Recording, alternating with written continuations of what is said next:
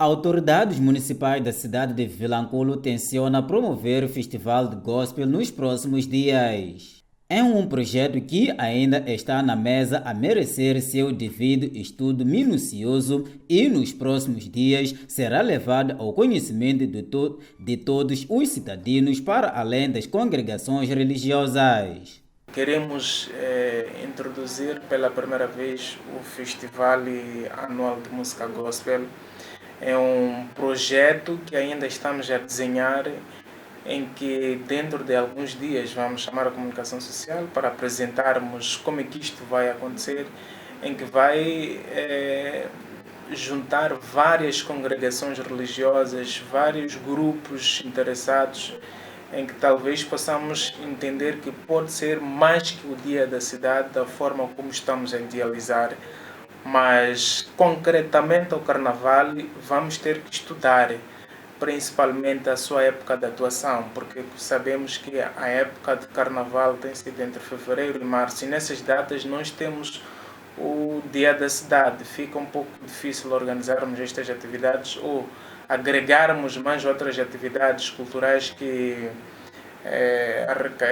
precisam de fundos para a sua mobilização, tendo em conta a magnitude do Dia da Cidade. Então, ainda vai se estudar qual é a melhor hipótese. Ou o Carnaval municipal fora da época, ou talvez possamos eliminar, mas criando um outro concurso para englobar, ou para que possamos ter tantas outras modalidades, sejam entre elas culturais e um pouco desportiva, mas num único pacote.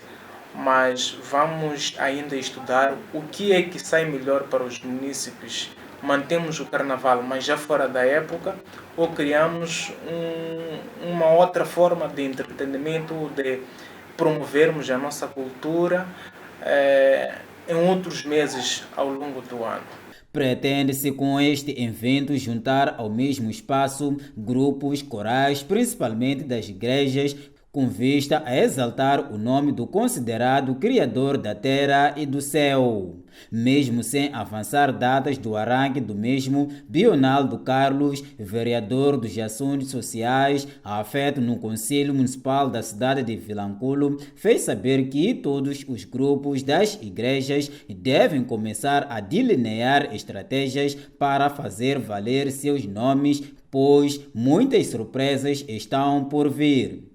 Aliás, Carlos vincou ainda que este evento vem para alimentar os corações e as almas de todos aqueles que se familiarizam com este estilo musical e não só. Neste momento ainda é prematuro avançarmos, mas existe já um plano que acreditamos que dentro de semanas vamos anunciar como é que isto vai acontecer. Mesmo a estação da rádio podemos aproximar para divulgarmos este projeto que o Conselho Municipal está a desenhar.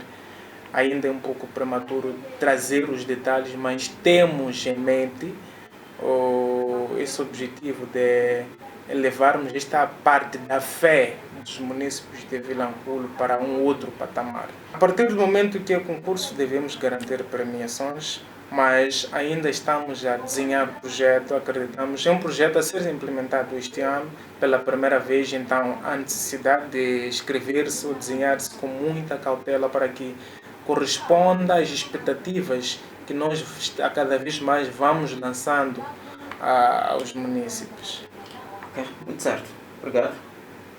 Vereador para a área dos assuntos sociais no Conselho Municipal de Vilanculo, garantindo haver plano de realização do concurso de música gospel para engrandecer os feitos dos criadores deste tipo de canções. A seleção nacional entra em cena amanhã na cidade do Cairo, no Egito, casa emprestada diante da seleção ugandesa em busca de qualificação para o maior campeonato do futebol mundial a ter lugar na América do Norte em 2026. A seleção nacional entra para a corrida de qualificação mundial de perna esquerda por conta da ausência do Mexer e Domingues, estes que não podem fazer parte desta disputa por conta de lesões e problemas no passaporte, respectivamente. Na cidade de Vilanculo, os desportistas prevêem uma prova futebolística difícil para a seleção de Bandeira por conta destas duas ausências, o que chamam de grande falha por parte da direção da seleção nacional. Foi uma falha grave para a própria federação e para o próprio treinador. Eu penso que essas são as duas chaves mais importantes para a própria vitória da própria seleção moçambicana.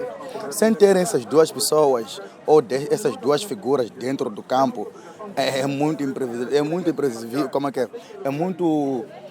que eu posso dizer, não temos muita esperança pela vitória. Em primeiro lugar, nós sabemos muito bem que o Mexer, não é? É o nosso defesa. Então, sem ele, é defesa central. Sem ele, isso é muito grave. É um jogo difícil, porque nessa altura em que o torneio se encontra, todas as equipas querem ganhar. E nós também jogamos fora de casa, tem suas repercussões, que fosse diferente quando fôssemos a jogar no Zimpeto. Estamos com menos 2 jogadores, por sinal os mais experientes da seleção, mas temos que admitir que os que estão lá farão conta do recado. Aliás, na gíria do futebol diz-se que dá falta a quem está em campo. Os adeptos afirmam que D7, como é carinhosamente tratado Domingues, faltou respeito à seleção nacional pela demora na regularização do visto e estes acreditam que foi propositado. O Domingues, o D7, ele praticamente foi muito irresponsável, faltou com respeito com a seleção nacional, faltou com respeito com o povo moçambicano que tanto acreditou nele, faltou com respeito com o selecionador o selecionador nacional, porque nos anos passados o Domingues já havia sido encostado, mas mal que apareceu o Chiquinho Conde, disse que voltaria a confiar no Domingues, está a confiar. Era suposto que o Domingues teria entregado o passaporte a tempo hora, no sentido da Federação Moçambicana regularizar a situação dele para poder viajar, mas acredito que ele não fez aquilo aí por falha, fez aquilo aí por não querer viajar com a seleção. Não se sabe quais são os motivos, porque a seleção, além do comunicado que tira da Federação Moçambicana de Futebol, um selecionador em si tem um grupo de WhatsApp, que lá os jogadores têm interagido e muita coisa. Mesmo perspectivando um jogo difícil, os adeptos continuam expectantes na vitória dos Mambas. Isso que Moçambique é forte, com ou sem Domingues, eles vão fazer um bom jogo e garantir a vitória para o país moçambicano. Toda a equipa é grande, merece respeito, temos que manter esse respeito e valorizar as poucas oportunidades que tivemos para marcar o golo e fazermos diferença, sabemos sofrer quando estivemos em vantagem e conseguimos manter o resultado até no fim do jogo. Preciso que essa expectativa, que essa vontade nossa consiga se materializar em desejo final no jogo de amanhã. O que nos importa é ganhar o jogo para podermos pensar no jogo contra a Argélia, que vai ser mais difícil. No sentido de nós ganharmos e tentarmos nos qualificar. Então, nesse contexto, todo jogador que é convocado tem a obrigação de fazer o máximo, no sentido mesmo de substituir. Diz-se no futebol, na gira desportiva, quem não está, não faz falta. Não faz falta. Os adeptos da seleção nacional ainda mostraram a sua indignação à Vilanculo TV pelo fato da seleção de Bandeira jogar fora de portas por conta das condições do Estádio Nacional do Zimpeto. Portanto, exigem a rápida intervenção do ministro do Desporto, Caifadine Manassi, porque, segundo os mesmos, é inadmissível o governo não conseguir manter em funcionamento o maior estádio do país. Para mim, às vezes é um pouco caricato pensar por que o Zimpeto até hoje tem que passar por essas aprovação, reprovação. A última expansão, se a consciência não me atrasou, deve ter sido por aí em novembro, dezembro do ano passado, tempo suficiente para poder programar para o jogo de agora, deste março. É verdade que são coisas que que provavelmente tem a ver com condições para o efeito, mas penso que nós já estamos num nível capaz de responder às pequenas recomendações. Digo pequenas porque não tive acesso a todas, mas ainda que fossem tão complexas, acho que esse período todo que foi dado fosse suficiente para poder se fazer alguma coisa. O Estado de Zimpeto tem que estar em condições para que nós possamos receber nossos jogos.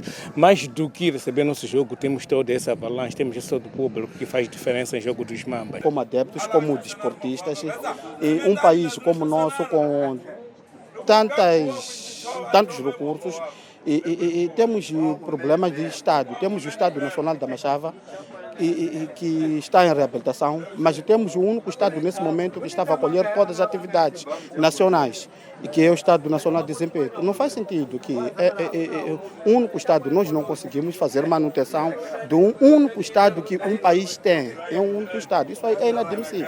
Então, é inadmissível.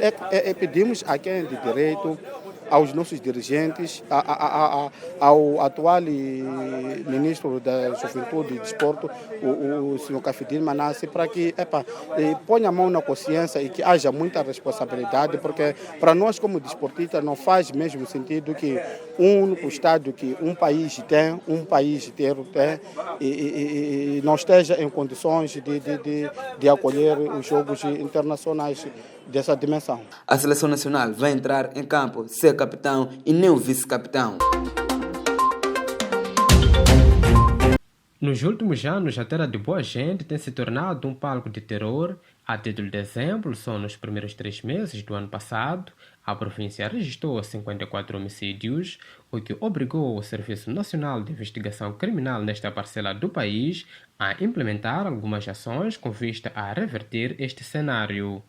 O Serviço Nacional de Investigação Criminal na província de Inhambane registrou no ano passado, portanto no primeiro trimestre do ano passado, um total de 54 processos, e este ano, de janeiro a esta parte, registrou 37 processos. Portanto, comparando com o igual período do ano passado, podemos dizer que houve uma descida de 17 processos, equivalente a 24,8%. Portanto, estes dados refletem aquilo que é o esforço que está sendo empreendido pelo Serviço Nacional de Investigação Criminal. O Cernic fez referência dos distritos que mais registram este tipo de crime. É preciso fazer menção ainda que estes dados foram registrados no distrito de Zavala, Massinga e cidade da Machixe, respectivamente. São estes distritos que apresentam o maior índice de movimento processual. Alceres Quamba, porta-voz do Cernic em Inhambane, apela à população a pautar sempre pelo diálogo e não pela justiça privada.